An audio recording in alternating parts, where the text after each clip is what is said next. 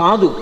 భైరవ అన్న మాటకు అర్థం ఏమిటంటే ఎవరిని చూస్తే హడిలిపోతామో, ఎవరిని చూస్తే భయం వేస్తుందో, ఎవరిని చూస్తే ఇక బుద్ధి పని చెయ్యదో అటువంటి భయంకరమైనటువంటి రూపంతో ఉండేటటువంటి వాడికి భైరవ అని పేరు.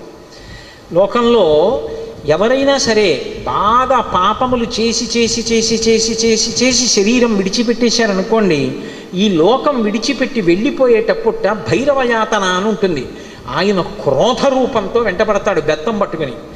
ఆయన్ని చూసేటప్పటికి భయపడి చెమటలు కక్కుతూ పరిగెడతారు. పరిగెత్తి పరిగెత్తి పరిగెత్తి దాహార్తితో యమసదనం దగ్గర అగ్నిజ్వాలలతో ఉంటుంది తోరణం.